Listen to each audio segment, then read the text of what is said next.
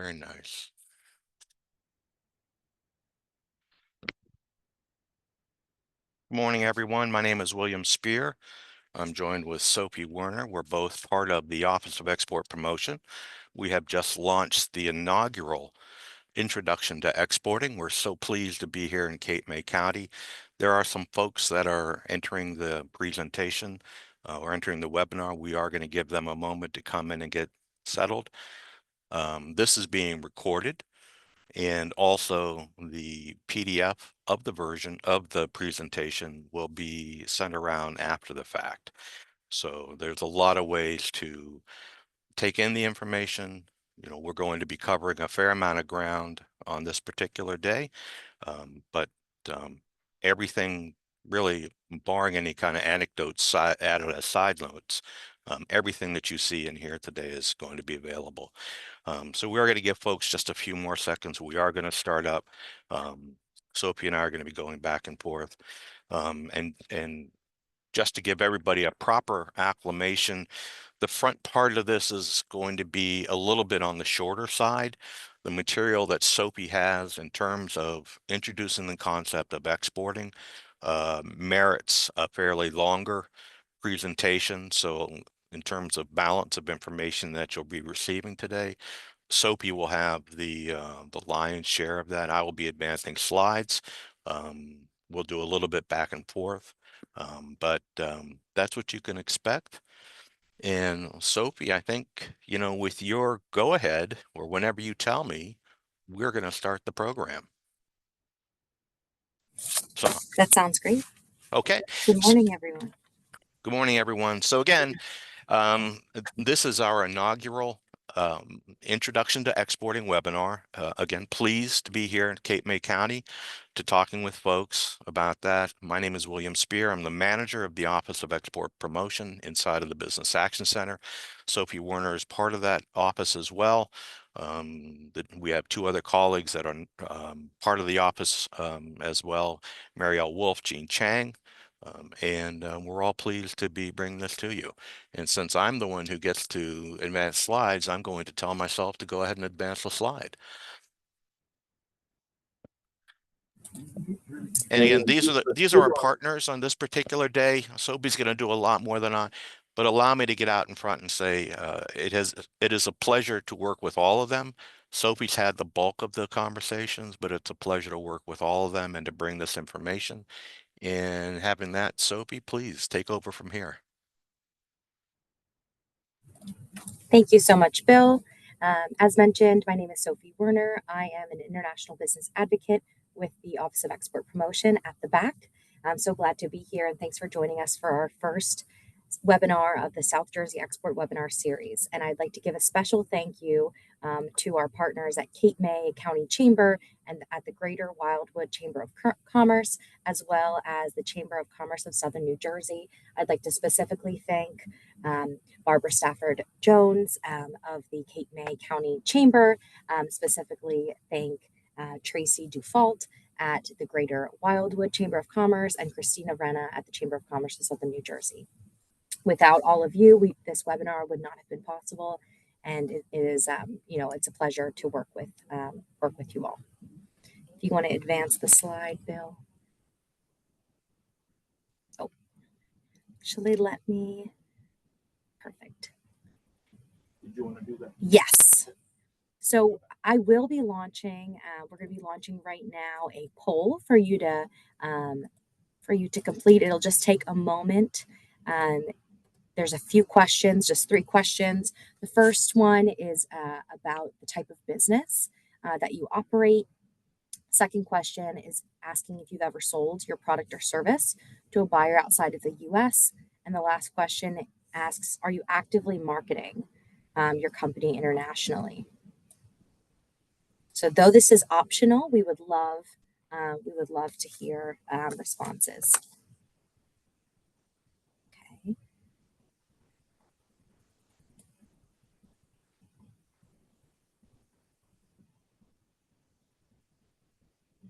All right, so I do see that we have a service-based company with us and someone selected other. So if you would like to put your type of business into the chat, would love to know what kind of businesses are on the call today so we can better tailor the discussion.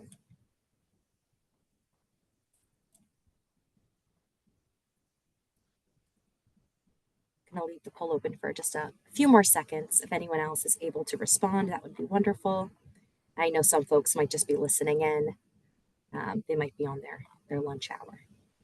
Okay, so I'm going to end the poll. Okay. And I'm actually going to pass back the microphone to William Spear to get us started and talk a little bit about the Business Action Center before we jump into today's topic. Hey, Soapy, thank you so much. And we are going to advance the program as well. The Business Action Center, everybody can see the words, but where we really shine is the technical service and the information and knowledge that is provided by everybody. And that's, obviously it's the Office of Export Promotion. It's Soapy, myself, our colleagues, Jean Chang and Marielle Wolf, but then also Stephen Milgram in the Office of Business Advocacy, Don Newman, Small Business Advocacy, Walter Lane in the State Plan, Office of State Plan Advocacy, Tahi Chappelle in the Cannabis Academy.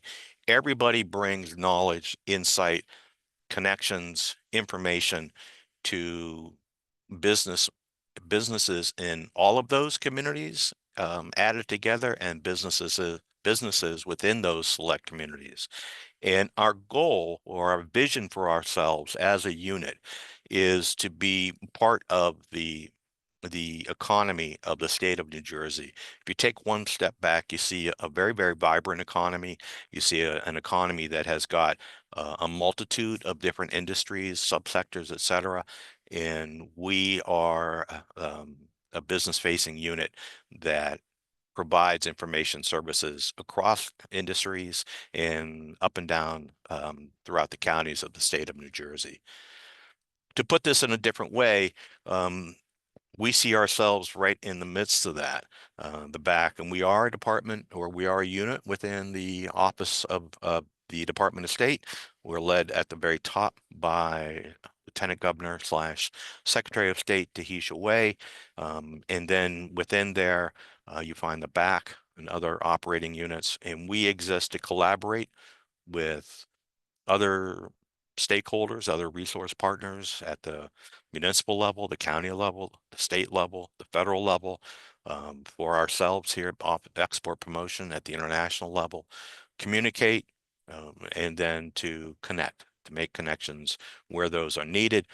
And just to give a sense of who we are in terms of pictures, that's all of us there.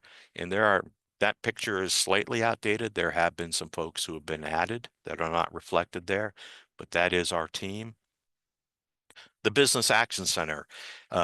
These are the units that I just spoke to a moment ago, the Office of Business Advocacy. If you can imagine, for those entities that are engaged with the domestic side of their business, that's where the business advocacy folks are going to be a strong resource for you. They are going to be the ones who can, identify other resources such as, the BPU energy resources, or be a connector with local planning offices to help the company expand, et cetera. And so that group is really critical there.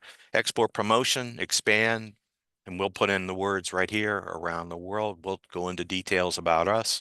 Small business advocacy. Imagine those instances in which you've got just a single question. How do I find a form on the Department of Treasury? Give a shout to the call center, 1-800-Jersey-7, or business.nj.gov for their online chat to get that answer. State planning. Those are the folks who really are getting a lot of attention right now with the quality work that they've done in terms of not only crafting a plan, but now getting accepted throughout the state. And the Cannabis Training Academy, which is the 5 listed here. That is the newest of all, but they've already begun to establishing themselves as significant as every other unit on here. And so, Training Academy is if you If you have interest in that, it goes way beyond what you might think. There's a lot of other information Tahit and his folks can help disseminate. And this is going to be one of the slogans I hope you take away. The BAC provides solutions.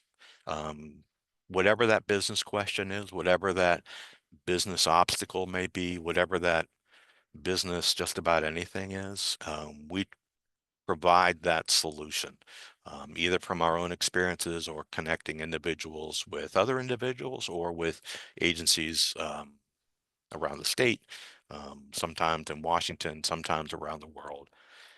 And here's ways to connect with the BAC. Our socials across the bottom.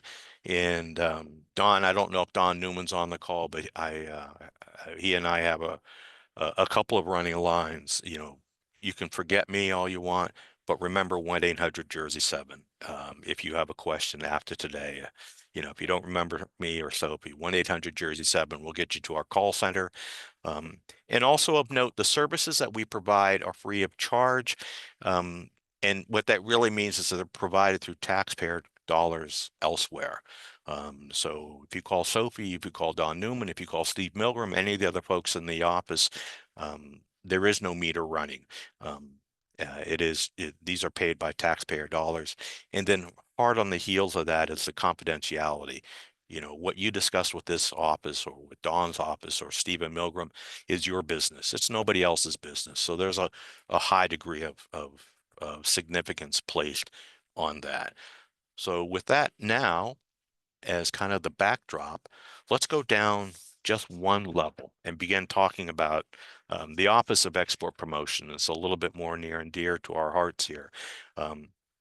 What we do here is at the highest level, we help New Jersey companies sell their goods and services around the world while concurrently growing jobs here in the state of New Jersey.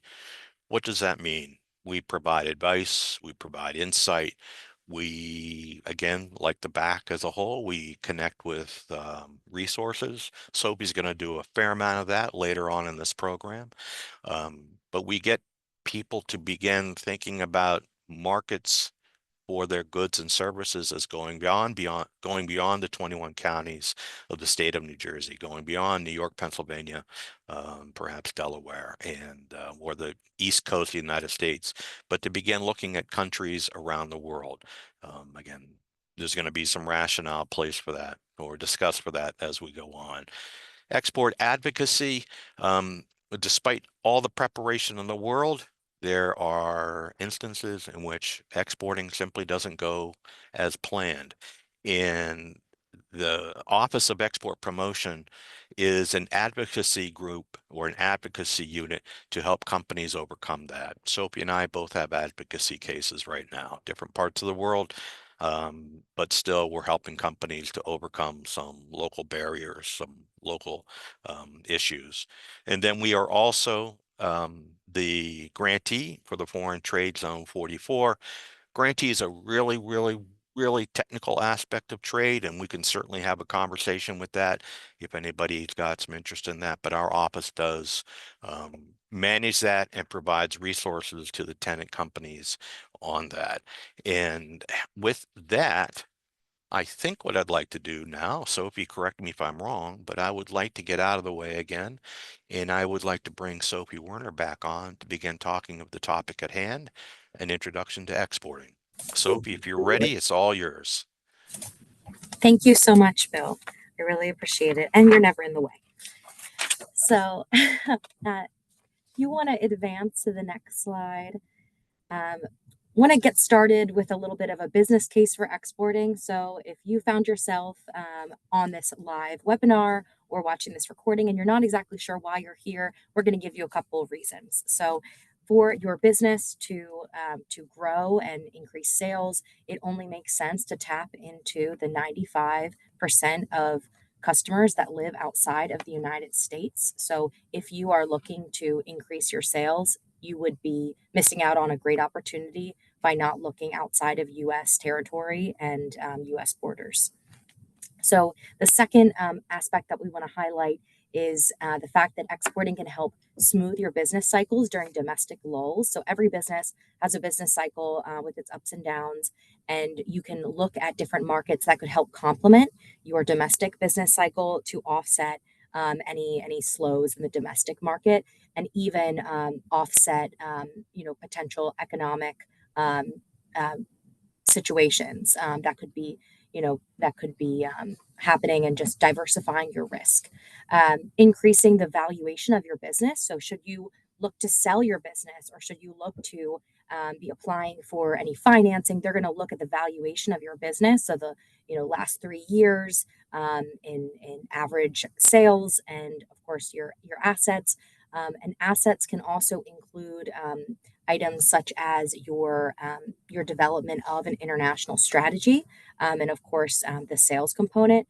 And I don't think it can be understated how you can increase your competitiveness against foreign brands by exporting and getting in, quote unquote, their territory. So many brands outside of the United States, many companies do not have, it's not an option to export. And like many companies may think in the US, that we do have a very large domestic market, but it is only in your company's interest to also look at exporting as a viable way to grow your business and to really stay competitive and survive in the competitive global economy.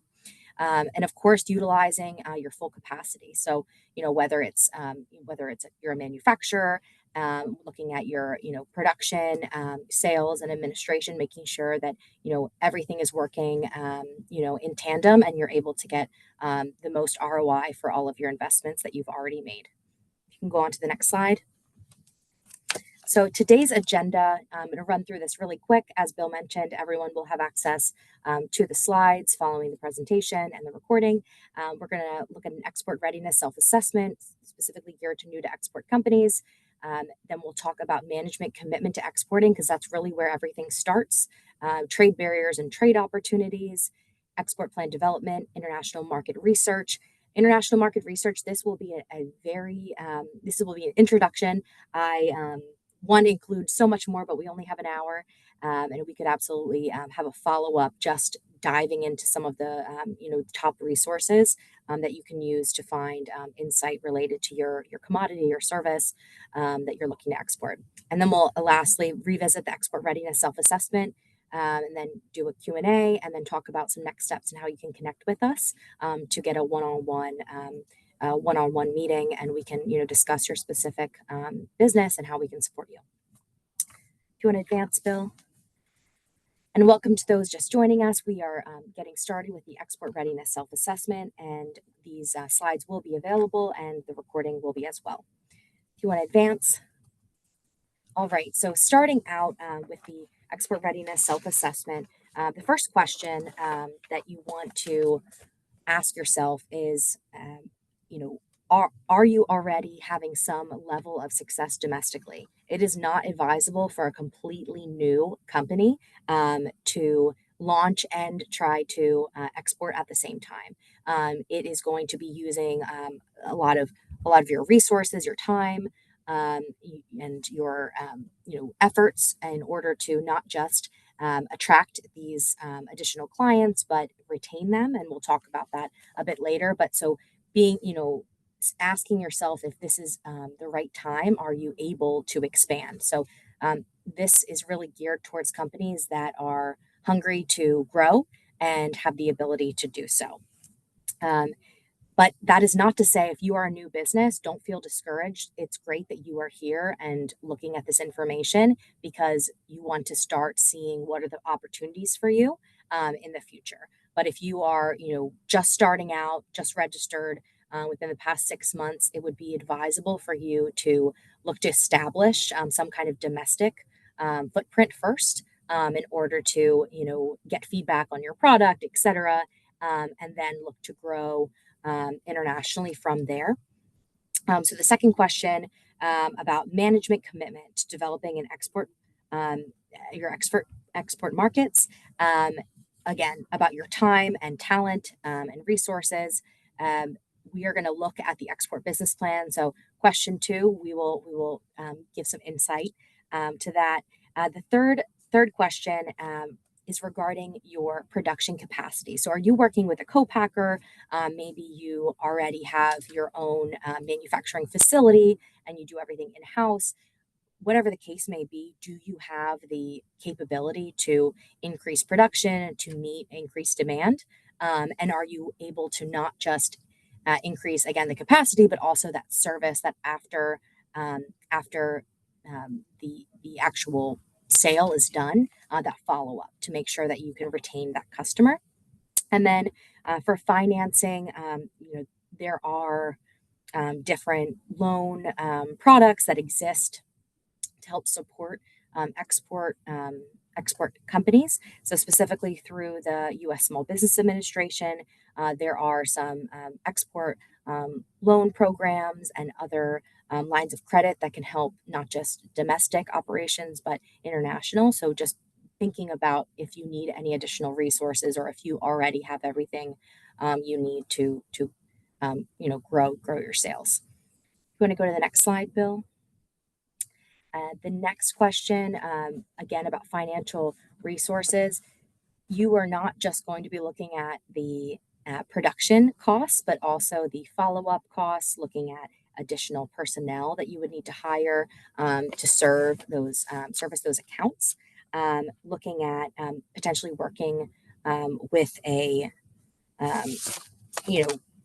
working with a company that is going to help you get into those markets or tapping into the existing network of the U.S. Department of Commerce that exists in the foreign consulates and embassies.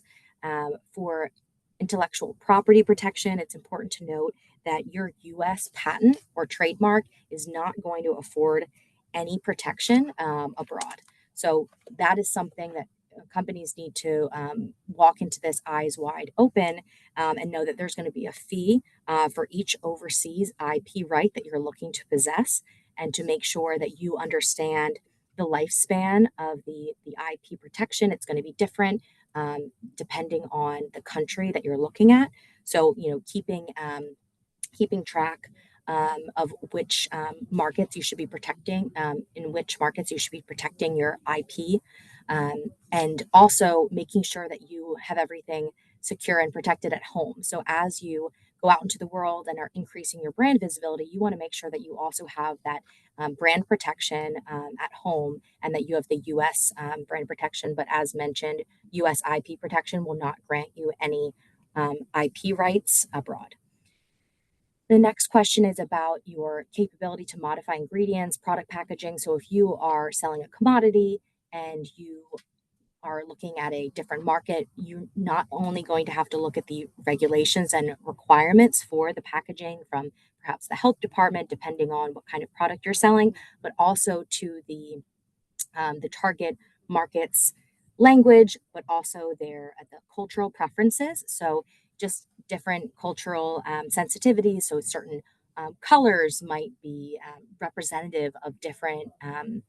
It might be not the best colors to choose in a market. So just making sure that you are best tailoring your product packaging to meet the needs of the local market. And then with foreign import regulations, you probably will want to work with a broker, but that does not excuse you or mean that you should be on the sideline and not understand everything that is, all of the information and all of the documentation that is required. If you can move to the next slide, Bill. Similarly, with the next about shipping and customs clearance, there are options to work with brokers. Many new to export companies will be working with some kind of shipping company, but you're ultimately held responsible for the adherence to customs and, as later mentioned, export compliance. For export payment methods, you want to make sure that you are getting paid. So there is we're partnering with XM Bank, and they're a partner that provides export credit insurance that can help address some of those concerns. And then finally, For export controls, most exports do not require a license, but there are exceptions, and it is your responsibility to conduct your own due diligence and ensure that you are meeting those controls. And one specific exception is anything related to defense.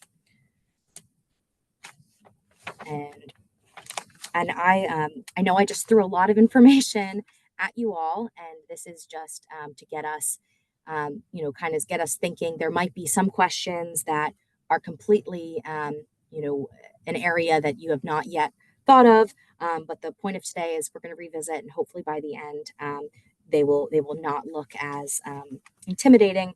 Um, but one theme that goes throughout all of these questions is that exporting is a long-term sustainable method for increasing your sales and should be treated as such. And one thing that needs to be done before anything else is management's commitment to this as a process. And to discuss that, I will pass it back to the manager of the Office of Export Promotion, William Spear. Sophie, thank you so much. And echoing what Sophie said, a lot of information, 100% a lot of information. I understand that.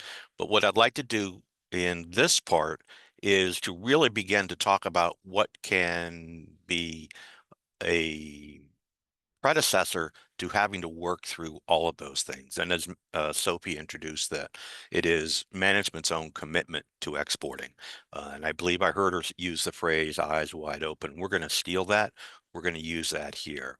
And so management commitment to exporting is really, I've done this for New Jersey for 26 years. I don't know of a single instance of a company that succeeded internationally that did not succeed with the top-down support of its management, whether it's a one or a two-person shop that is entering or expanding into foreign markets, or whether it's 25 or 50 or it's a couple hundred.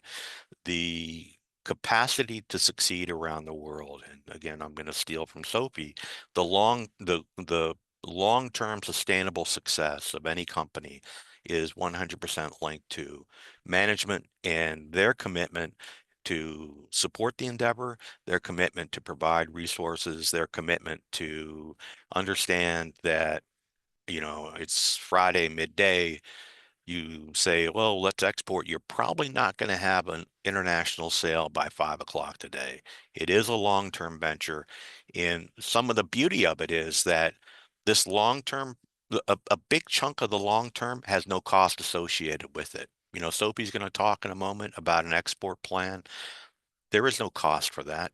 This is management sitting down and getting its own thoughts in order and identifying some markets that it wishes to go after. So the points on the screen, pretty straightforward. That commitment to becoming sustainable over the long haul, that's really the goal. And also, exporting is not it's not like a tail fin on a 57 Chevy. This is not an accessory.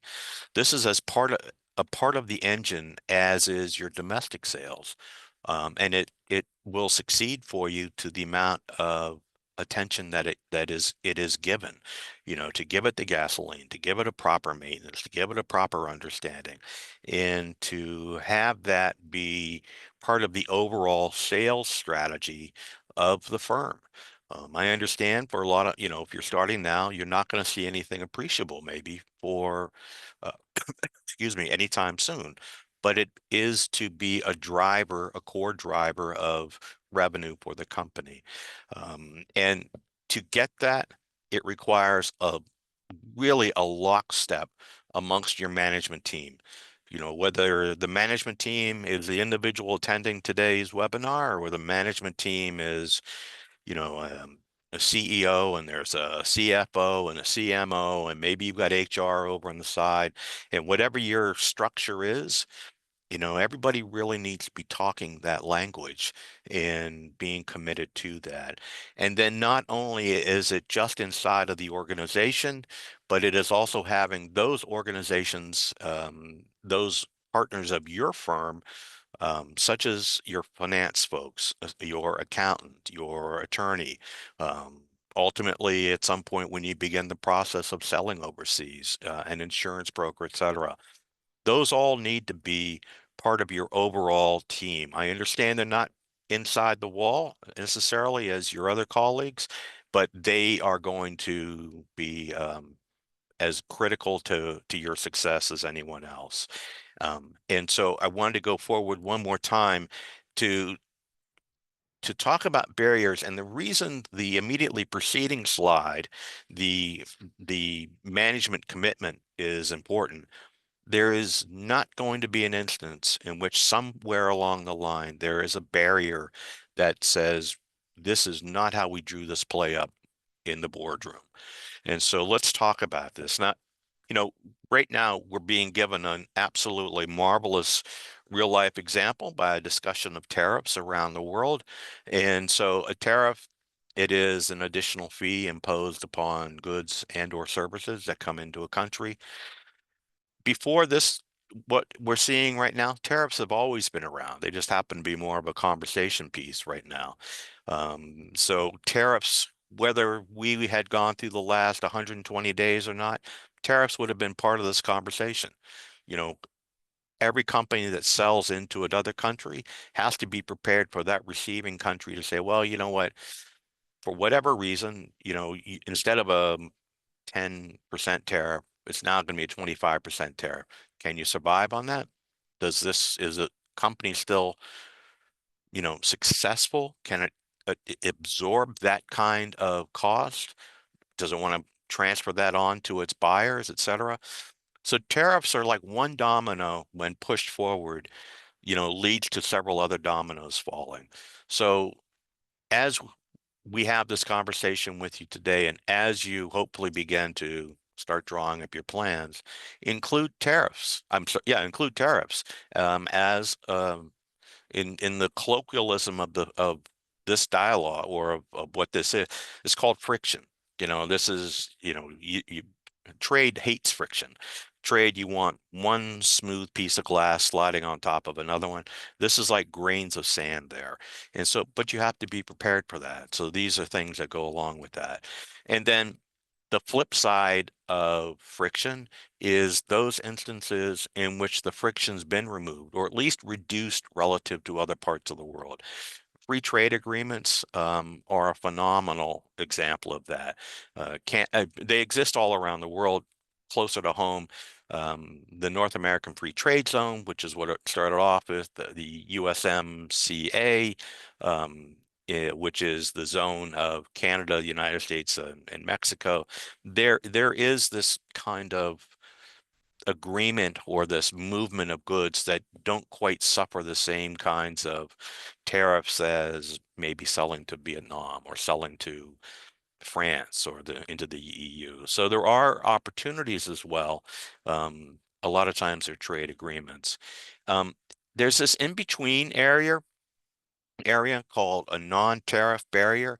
And this is really, you can almost never really fully plan for that. A non-tariff trade barrier is exactly what those words say. It's a barrier, but it's not a tariff. And, a tariff is something that everybody can see. It's as transparent as possible. To come into this country, you're going to have to pay X number of percentage points. A non-tariff barrier is something that happens once you're in the country. A local organization or local government says, well, no, I need to inspect that here. Well, wait a moment. Who knows that? You have to explore that. And that's one of the things that are of value to the export planning process. So it's not just those tariffs that are right at the border, but it's just a myriad of things that can happen. It's not a guarantee it does happen, but it can happen. And these are things that need to be expected and planned for as you're putting in place that plan. And with that, well, okay, trade opportunities, trade agreements, the biggest single source of getting information on that is unequivocally probably the USTR, the United States Trade Representative. You're going to see different, what's listed on the screen here, but you're also going to see some other types of trade information that are going to be relevant to your planning process. Don't skimp on that. Don't overlook that. It will serve you well in the long run. And then again, all of these things are components that go into the export plan. And Sophie, we're going to bring you back in. And from here on out, the show is yours, my friend. Thank you, Bill. And welcome to those that have just joined us. Again, these presentation slides will be available, and as will the recording. Next slide, please. So your export plan, many of you, I would hope, are familiar with the concept of a business plan. When you started out your company, whether it was in your head, whether it was down on a napkin or down on a paper or meticulously typed out with all of the beautiful formatting, everyone has some kind of business plan that guides their day-to-day business choices and their blueprint to success for their company. So for your export plan, you're going to see a lot of the same sections and a lot of the same components that you would see for your business plan. But of course, we are going to make them, they're going to be adapted to the international markets of interest. So this is not for the entire globe. So many times we speak with companies and they tell us quite literally, we could sell anywhere. And that's wonderful. But it's important to note that your marketing budget is limited. Let's say you have as close to a unlimited marketing budget as possible. You could try to be, promoting on the Super Bowl, and you would still not even reach everyone. So, you really want to put your money where you're going to get the best return on investment. And that can only be done through market research, which we will discuss today. But I wanted to give everyone an overview of the sections, the high level sections of the export plan. So, the description of your product or service, of course, would include any adaptations that would be needed. We mentioned cultural responsiveness previously, um, financial capacity, whether additional funding is needed, whether your current financing tools will be able to be used for the exporting part of your business, or if you will need separate financing tools completely, promotion and marketing. And so not only looking at the translation, but also the cultural interpretation and making sure that it's not enough to, obviously, to just go on Google Translate and to translate your website. You want to make sure that the meaning still rings true, and the messaging is more than just words, the imaging, etc., that you are promoting to your target audiences in the international markets of interest. If you have experience in international sales or international business, or someone on your team, this is kind of a place to take inventory of the kind of experience that you have that may be relevant and may be useful, that you didn't see as that large of an asset previously.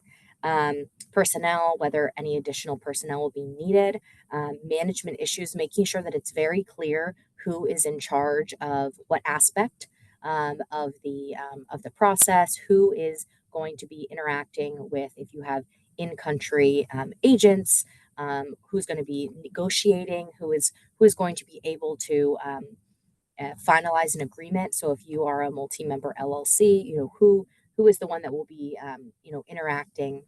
Is that the majority member? Who is best positioned to kind of take on and wear this hat? Pricing consideration. So as Bill mentioned, tariffs are an aspect of pricing, and are something that you want to think about when you are looking at your landed cost of your product. Production capacity, making sure that you have the means to provide the services that you're promoting. Next slide, please. As I mentioned, it's similar to creating a startup business plan, but what's great is you already have a product that is experiencing some level of success here in the domestic market. Your export plan is a way for you to organize your thoughts. We talked about barriers a moment ago, that are both tariff and non-tariff, and to test any assumptions that you may have regarding markets of interest. So maybe you've always thought you would you would have a successful business in Canada. So looking into, okay, what are all of the different requirements for me to sell my specific product in Canada, to see if this would be feasible expansion. And then using again, the export plan as a tool to help guide your research. So you could spend all your time in research land, but we want to make sure that it is focused. And again, that you're not looking at the whole globe. We really recommend that you try to limit yourself to 3 markets or less that you believe would be a good starting point. And of course, growing from there, but really trying to keep your focus honed in so that you can actually go a little bit deeper with a shorter list of potential markets. And it doesn't even need to be the entire country; it could be a specific province or a specific state. But as specific as possible is best. So next slide, please. Here is the sample export plan outline. So again, theme of today is commitment. So the export policy commitment statement. So this would be something that you draft with the other decision makers at your company. So the other management level, or the other co-owners, or the other members of the LLC. The situation or background analysis. You want to know everything that basically you would need to describe for your product and service as is, and any adaptations that would need to be made. We talked a little bit about export control compliance. Most products do not require an export license, but that does not mean that you do not need to comply with all of the all of the export controls. And a good way to do that is to look at the product classifications. We're going to look at the commodity classifications shortly, which will help bring some of these other pieces into greater focus. Another piece I want to highlight for part 2 is the FTAs, the foreign trade agreements. So, what relationships does the United States already have that could make it more favorable for you to trade with certain countries? Don't miss out on an opportunity for a more preferential trade relationship by not looking at these negotiated foreign free trade agreements. Part 3 for your marketing. The first item that we are going to do today is to look at your specific commodity code. That would be for a product-based business. So I'm sure we are all very familiar with the NAICS code, the North American Industry Classification System, which does have its history in NAFTA, which is now, has been replaced by the USMCA. The commodity code goes by the product itself. Whereas the NAICS code is looking at the economic activity. So when selecting a market, you can use both the NAICS code and the Schedule B, or the commodity code, to look at the exports from the United States, from New Jersey, to different markets to see, okay, where are exports already existing, where are they growing? So maybe more new pioneer markets, or what countries are not receiving any imports of that product, where it would really perhaps be an uphill battle, but also could be a big investment for a big return if you're the first one to enter that market. So for that, we're going to look at kind of those 2 methods. For your distribution methods, there's a lot of options that you have. One of we like to talk about exporting on a continuum. So the least investment, or the least direct contact, would be working with a broker. Maybe you are selling via a online e-commerce store such as Amazon, and maybe you are also on Amazon Canada, and you would be able to export through a online marketplace that you already sell on. That would probably be on this end of the continuum. The most investment would be setting up your own facilities, distribution, even some fulfillment in country. So looking at the foreign direct investment, and of course there's everything in between. But as you move down the continuum, looking at establishing some kind of in-country presence, whether that's through agents, through representatives, and making sure that you have those partnerships. And again, there are resources for U.S. companies to find and vet potential business partners in international markets.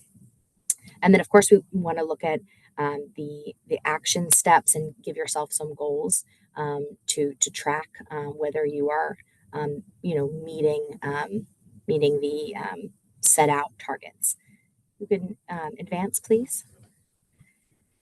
We cannot skip the part of budgeting. So for your business plan, typically you would have your narrative and your financials. So the narrative, or for us, the export plan, parts 1, 2, or parts 1 through 4, those are all of the explanation of setting us up with the background information, how you're going to move forward.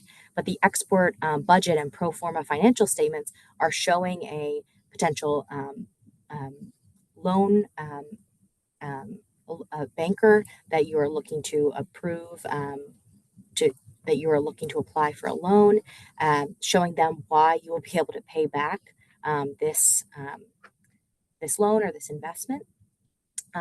Looking at kind of the implementation, not just through the budget, but through the schedule, and giving yourself some dates, giving yourself some reminders, and then including additional information on background data, basic market statistics, and those are regularly updated. So making sure to keep those up to date, just like your business plan, your export plan is a living, breathing document, and you want to make sure that it is updated as your goals are reached and to establish new ones.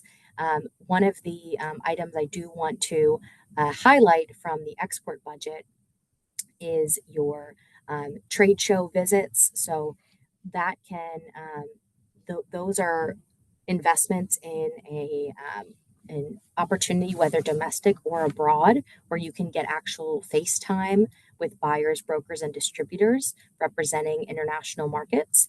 So that could be something that you could travel halfway around the world, or you could travel less than 100 miles north and get to New York City, global capital of the world, and access some of those same markets. So it does not need to be an international trade show for you to get that international benefit. Bill, if you can please advance.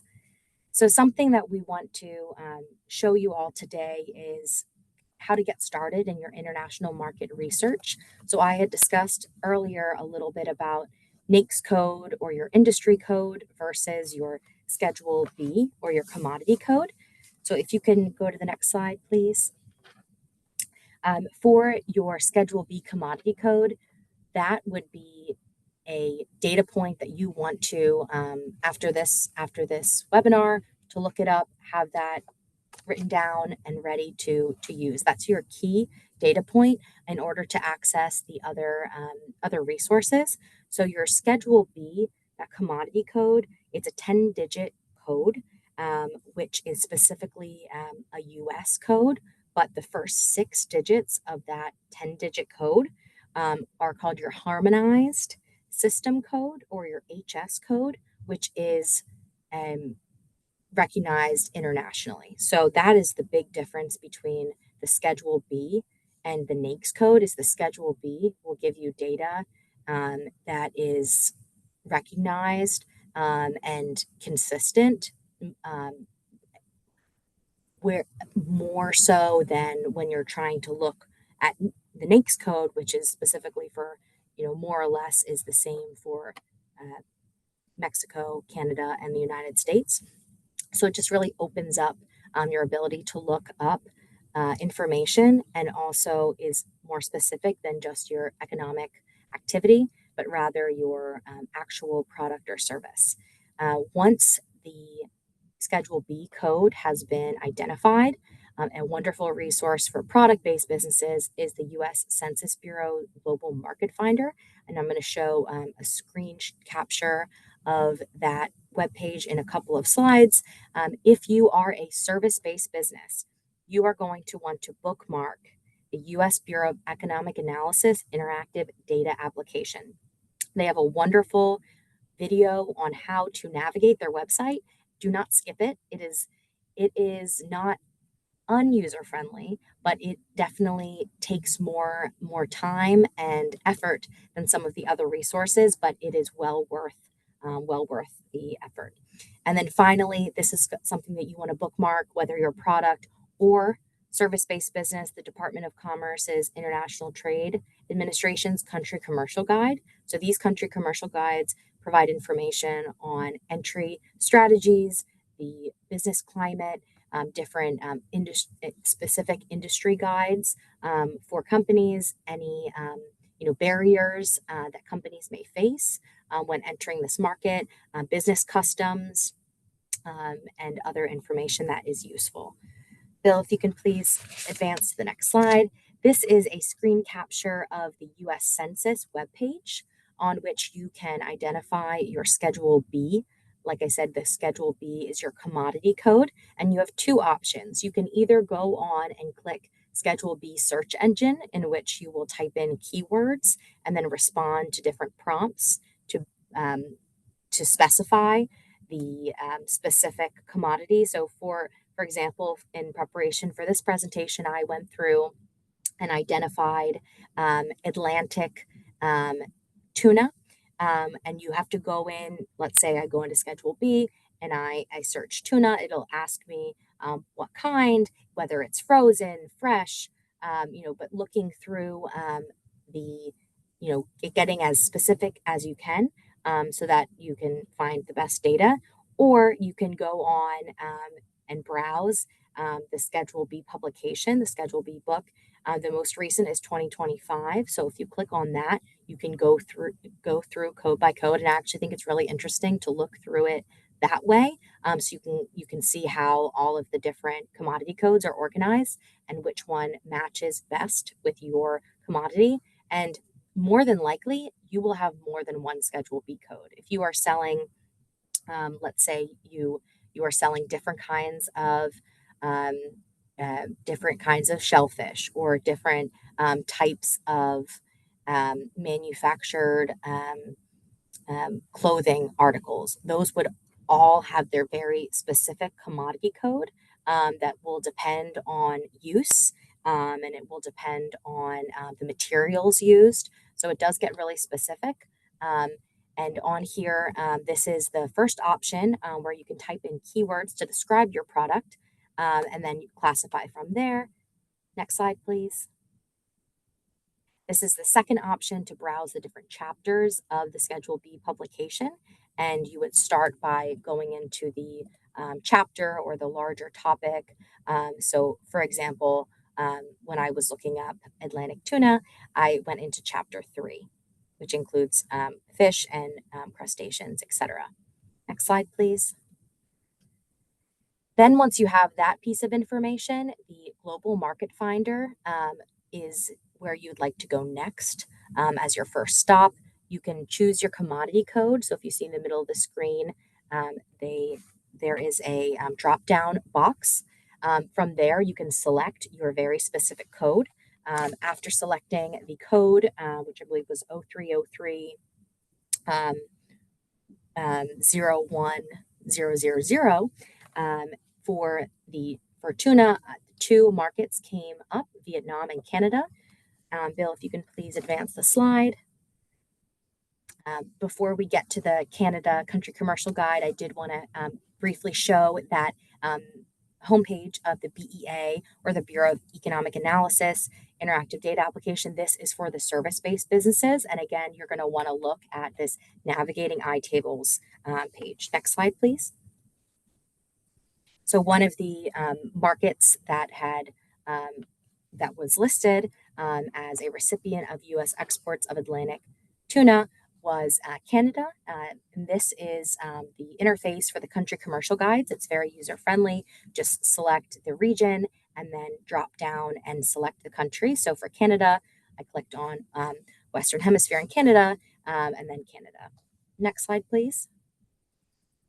And as mentioned, the country commercial guide provides information on not just exports or imports into those countries, but also for investments into those particular markets and selling. What are the different methods? As mentioned, I really find valuable the entry methods and entry strategies for U.S. firms, and also the customs regulations and standards. And these are prepared by in-country U.S. Department of Commerce staff that are stationed at the U.S. Consulates and embassies abroad. Next slide, please. So we are going to very briefly revisit the export readiness self-assessment. We also are going to be sending this out in a follow-up email to all the participants, and we will also have a link on which you can schedule a follow-up call where we can discuss your particular self-assessment and how to provide specific resources, even more tailored than the general ones that we provided today for your company. So we can actually go through these slides pretty quickly. Bill, I want to get to the Q&A slide. You can just move, advance. Thank you. And again, these will be sent out. So I do want to leave time for questions. We will be sending out, as mentioned, the recording, the PDF, presentation slides, a link to schedule a meeting, and the assessment for you all. But I do want to give everyone an opportunity to ask their question. So feel free to put a question in the chat, raise your hand, and we can unmute you.